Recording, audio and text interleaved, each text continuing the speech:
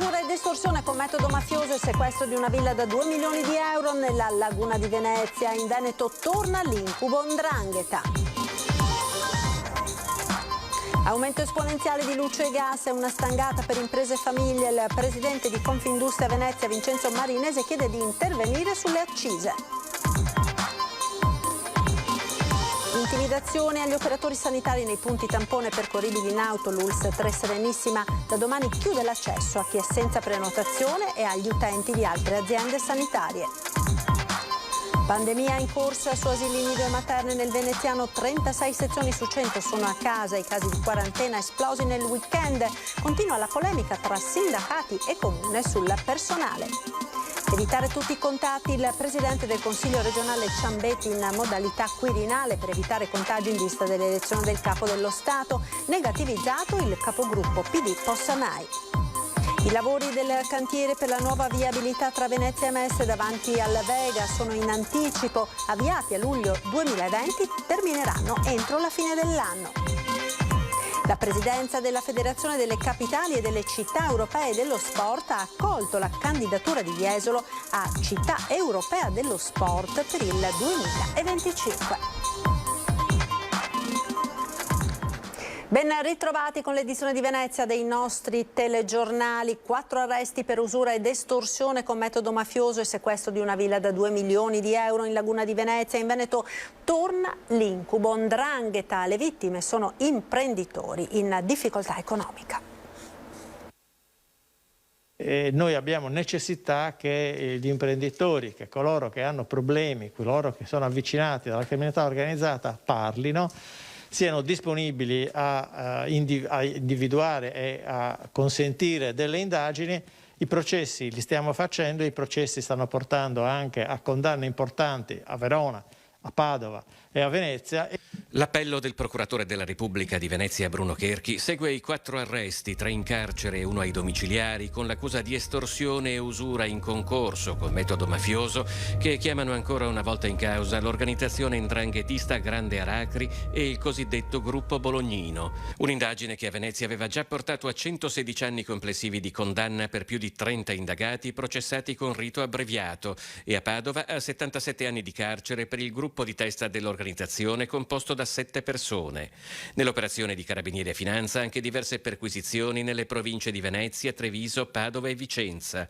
Le vittime sono imprenditori cui sarebbero stati applicati tassi di interesse anche superiori al 200% all'anno. Purtroppo è la solita emergenza che noi troviamo sempre di più in questa indagine. Si tratta di soggetti imprenditoriali, di imprenditori in crisi, che vengono contattati o contattano direttamente questi elementi della società criminale per ottenere dei finanziamenti. I finanziamenti vengono ottenuti, però poi si apre un sistema di usura che l'imprenditore non riesce più a seguire, con quello che ne segue. Nell'indagine spicca il caso di Villa Ducale, un immobile da 2 milioni di euro sull'isola di Mazzorbetto, nella laguna veneziana, ora sotto sequestro preventivo, che secondo la ricostruzione il proprietario sarebbe stato costretto a cedere agli indagati poiché non più in grado di soddisfare il pagamento dei crediti. Sono state delle intimidazioni molto gravi anche. Adesso le intimidazioni sono sempre gravi, sono sempre violente, perché intervengono su soggetti, su parti offese che non sono aduse a comportamenti di questo tipo e che si trovano in difficoltà. L'indagine è completata o prosegue? Ci saranno altri sviluppi? Le indagini proseguono sempre. Gli arrestati sono Antonio Genesio Mangone, calabrese residente in Emilia-Romagna, ex braccio destro dei pluricondannati Michele e Sergio Bolognino, già in carcere a scontare 16 anni e 6 mesi per una lunga serie di estorsioni con metodo mafioso tra Padova, Vicenza e Venezia. Giulio Cuman, 69enne di Schiavon in provincia di Vicenza, e il figlio Bernardino, rinchiusi nei carceri di Tolmezzo e Voghera, e Shaila Illir, un imprenditore di origini kosovare residente a Trevignano in provincia di Treviso. Aumento esponenziale di luce e gas, stangata per imprese e famiglie. Il presidente di Confindustria Venezia, Marinese, chiede di intervenire sulle accise. Noi dobbiamo intervenire immediatamente sugli oneri accessori e sulle accise, azzerandole.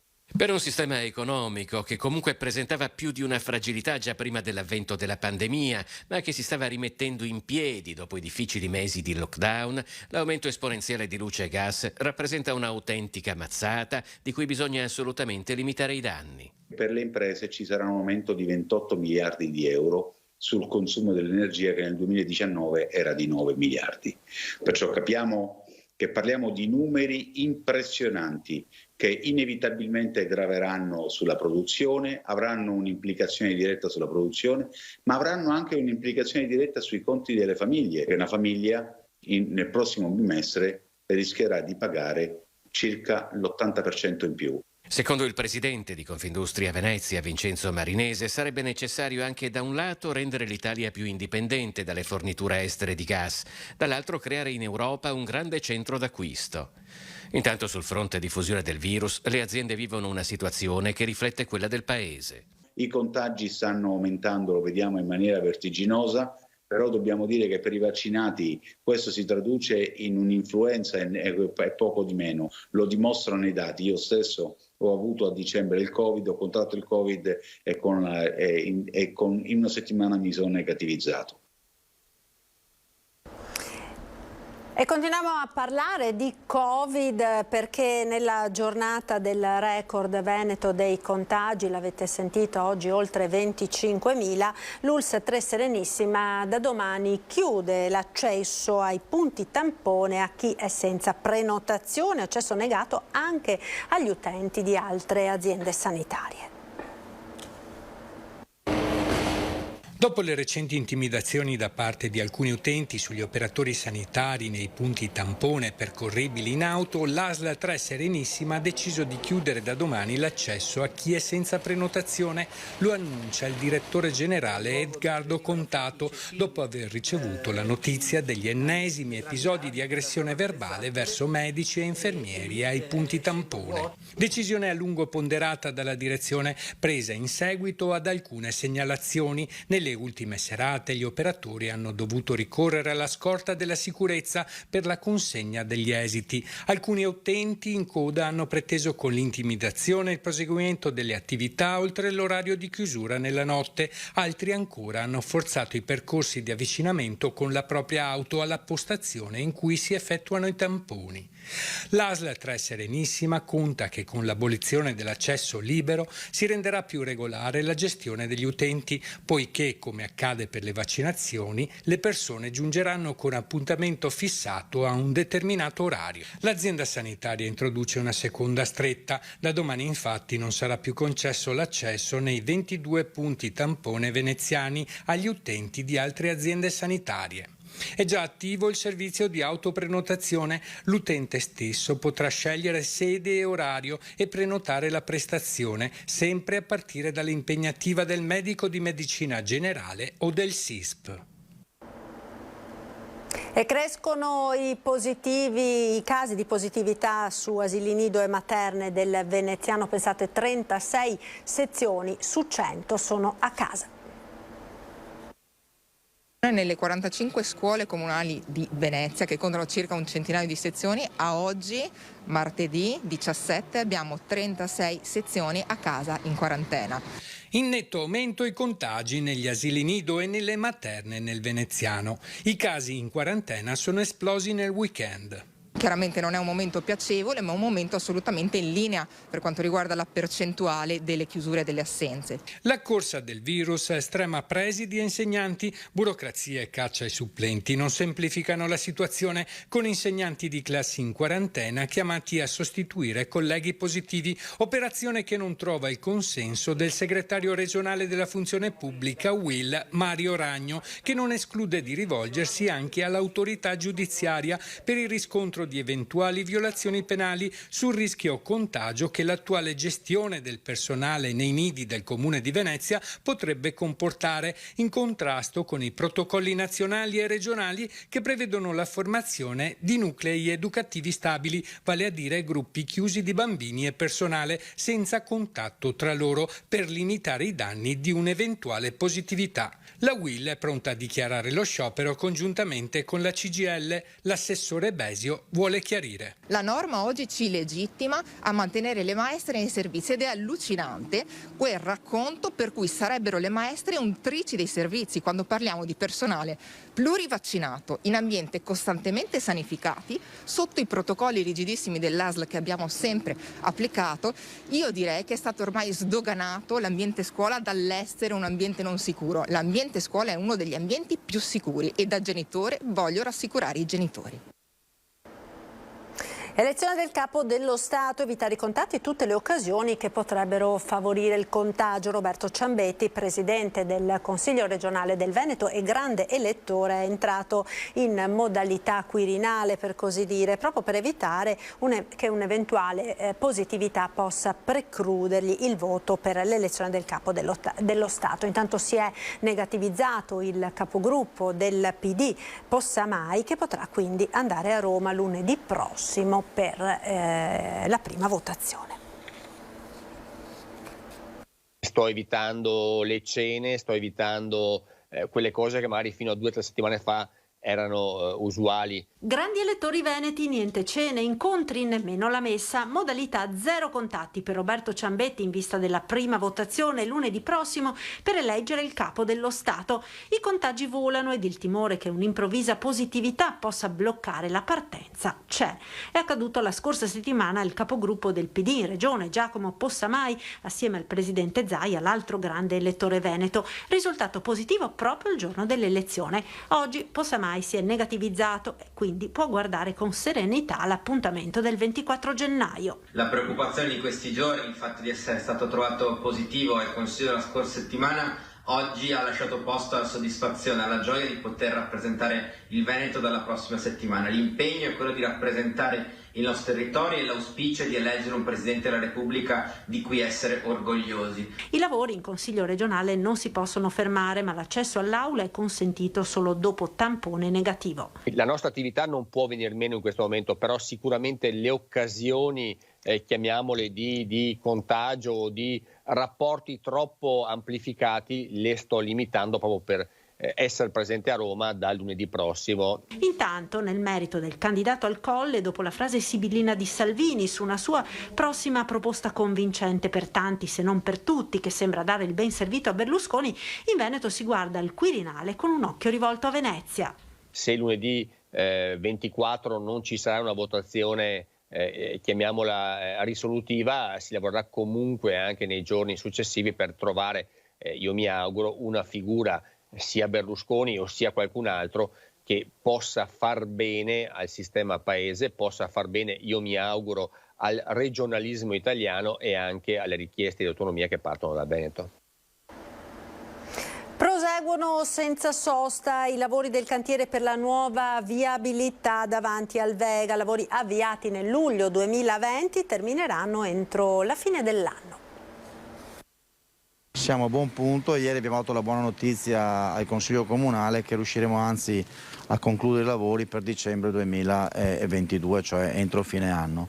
Il cantiere per la nuova viabilità davanti al Vega verrà terminato con almeno 3 mesi di anticipo rispetto alla tabella di marcia. Si basa su 2 grandi rotatorie, una rotatoria sospesa in altezza di fronte all'attuale uscita chiusa di via Torino, perché in questo modo chi esce da Mestre e da via Torino potrà andare a sinistra verso Mestre o tornare a destra verso Venezia. Ma la vera novità è che a 100 metri di distanza ci sarà un'altra grandissima rotatoria di fronte alla Fincantieri. L'opera di accesso del costo di 20 milioni di euro con fondi del Ministero dello Sviluppo Economico sarà in grado di semplificare la viabilità da e per Venezia centro storico e da Mestre con il parco tecnologico più grande d'Europa e la prima zona industriale di Porto Marghera. Perché di fatto ci troviamo da una parte di fronte a Marghera e tutta la parte tecnologica di Marghera, ma anche ci troviamo ovviamente di fronte a Mestre, la parte più importante di via Torino. Voi pensate a quello che c'è di sviluppo, l'università, pensate alla terza università del Veneto e al sito in via Torino. E quindi con queste 2 grandi rotatorie, una sospesa in alto e una a terra, avremo la possibilità di andare per Venezia e per Mestre in maniera fruibile e unire una parte importante della città, cioè Mestre con la parte industriale di Porto Marghera. L'intera opera infrastrutturale sarà completata nei primi mesi del 2023 con la realizzazione delle barriere protettive laterali e di tutti i sottoservizi. Il Veneto si prepara alla sfida di accesso ai fondi del PNRR, una sfida che include un'adeguata preparazione di molte categorie professionali. Probabilmente per trovare in Italia un precedente assimilabile alle risorse messe in campo dal Piano Nazionale di Ripresa e Resilienza si deve tornare indietro al Piano Marshall. Una considerazione che rende appieno la portata di un'opportunità che per essere colta richiede però professionalità e conoscenze specifiche elevate.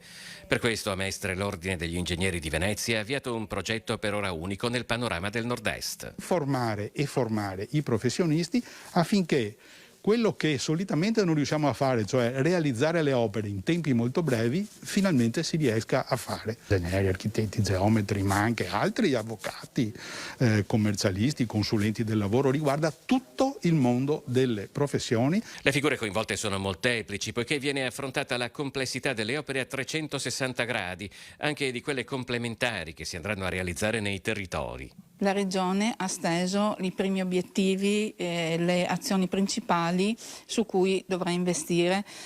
Tutto questo supplemento, surplus di finanziamenti che impatti sul miglioramento dei servizi, della condizione sociale dei cittadini veneti. La platea potenziale di professionisti interessati è di oltre 100.000 iscritti agli albi professionali del Veneto, ai quali si può assicurare piena conoscenza dell'evolversi delle procedure di realizzazione del PNRR.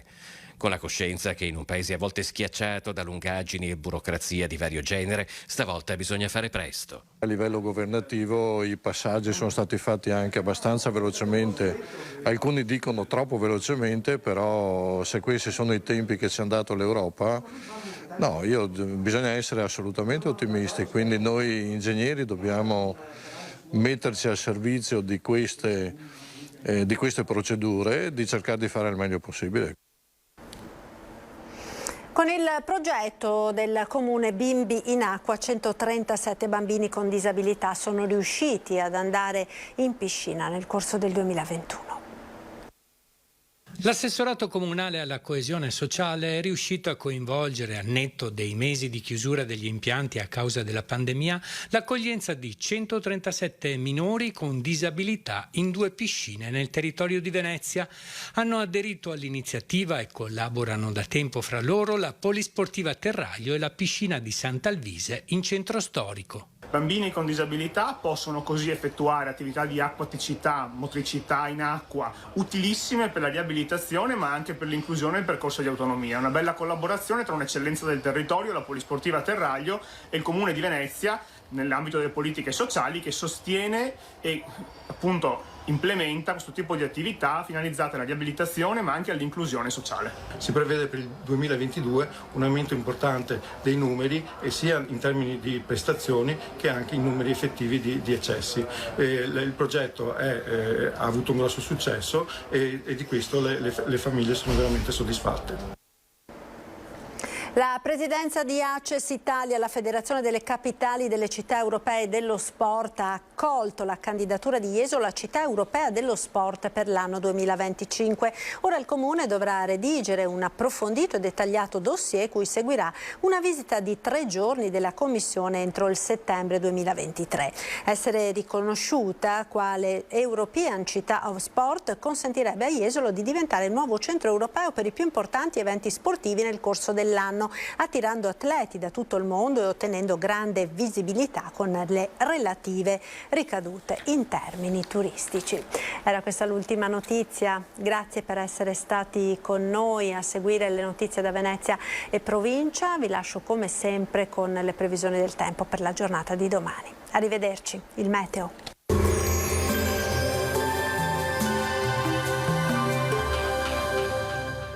Approfitta dell'ecobonus 50% e sostituisci i tuoi serramenti. Soluzioni SRL a San Donà di Piave. Contattaci per un preventivo gratuito. Benvenuti al meteo. Alta pressione e dunque bel tempo sul nostro territorio, ma anche molta nebbia in alcune zone. Vediamo dove nel dettaglio di mercoledì 19 gennaio. Sul Veneto tempo stabile ovunque, non sono attese piogge. Cielo in prevalenza sereno sulle zone montane e pedemontane. Nuvoloso invece per nubi basse con foschie e nebbie, specie nelle ore più fredde, sul resto della pianura. Spesso saranno fitte e persistenti, specie lo vedete nel Padovano, sul Veronese e sul Rodigino. Altrove invece maggiori schiarite. Temperature in lieve calo, minime tra -5 e 1 grado, massime comprese invece tra i 4 e i 7 gradi. Ci spostiamo ora sul Friuli Venezia Giulia, anche qui avremo inizialmente qualche addensamento sulle aree pianeggianti, ma a seguire più sole dappertutto. Temperature minime tra -1 e 3 gradi, massime sui 7-10 all'incirca. Infine diamo uno sguardo alla situazione del Trentino Alto Adige, dove avremo, come vediamo, un ampio soleggiamento. Il cielo in questo caso sarà sereno o al massimo velato. Temperature minime intorno a -3, -2 gradi, massime infine sui 7 gradi. Dal meteo per ora è tutto, vi auguro come sempre un buon proseguimento in compagnia di Antenna 3.